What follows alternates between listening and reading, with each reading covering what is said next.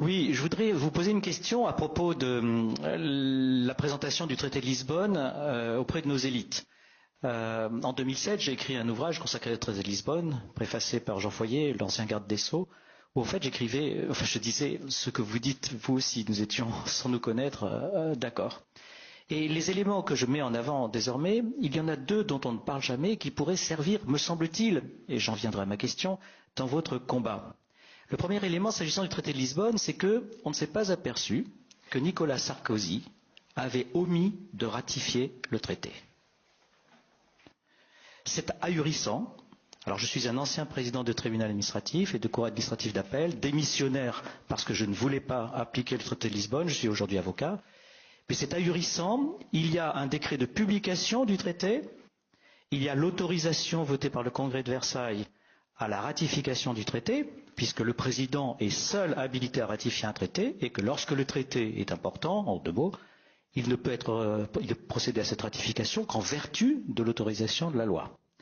Donc, le Congrès de Versailles, par cette loi constitutionnelle de février 2008, a autorisé le président de la République à ratifier le traité, et Nicolas Sarkozy a oublié de procéder à cette ratification. Les instruments de ratification qui ont été déposés à Bruxelles sont incomplets. Et à l'époque, j'avais demandé de façon répétée à l'Élysée de me fournir ce décret de ratification, et ils en étaient absolument incapables. Je suis allé devant le Conseil d'État était incapable de trouver ce traité. La seule chose dont on dispose, c'est le décret de publication, qui n'a rien à voir avec le traité de ratification. Il y a un deuxième élément dont on ne parle jamais, mais qui fragilise extraordinairement fortement le traité de Lisbonne.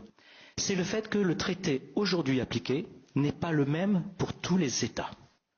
Attention, je ne suis pas en train de parler des réserves de tel ou tel État. Ça, c'est prévu dans le texte qui a été approuvé par les États, entre guillemets.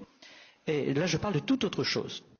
Après l'échec du référendum de 2005, un autre pays, il n'y a pas seulement les Pays-Bas et la France qui ont rejeté le traité, c'est un autre pays qui s'appelle l'Irlande et qui, par une consultation de son peuple, a lui aussi connu l'échec et le refus de ratification. Et la difficulté, c'est qu'il n'existe pas en Irlande de procédure parlementaire qui puisse se substituer à la procédure référendaire.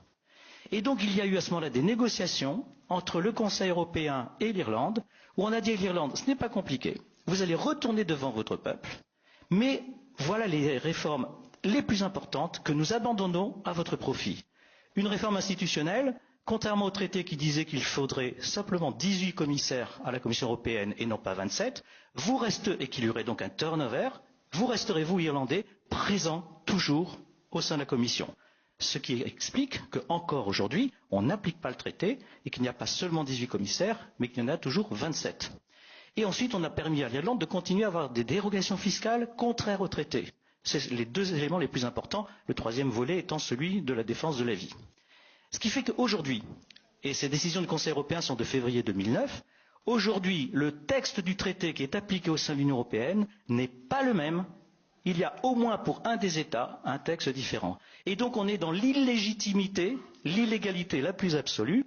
On n'en parle, à mon sens, jamais, et pourtant c'est un moyen de fragiliser cet édifice monstrueux auquel nous sommes affrontés, à savoir l'édifice de l'Union européenne. Alors, ma question est la suivante.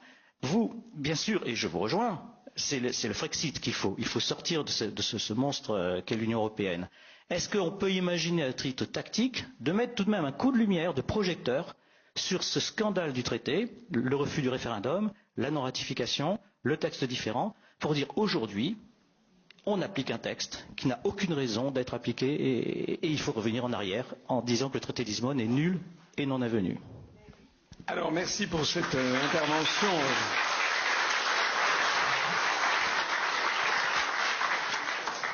Pour cette intervention brillante, vous m'avez appris quelque chose que j'ignorais. Alors là, l'Irlande, je savais. En revanche, j'ignorais, je pensais benoîtement que le traité de Lisbonne avait été ratifié avec la réunion du Parlement réuni en congrès à Versailles en février 2008, comme vous l'avez appelé. Je pensais que ça suffisait. Je ne savais pas ce que vous m'avez appris sur le fait qu'il y avait un décret de ratification qui n'avait jamais été signé. Bon, c'est effectivement. Alors, est-ce que c'est une cause de nullité ou bien est-ce que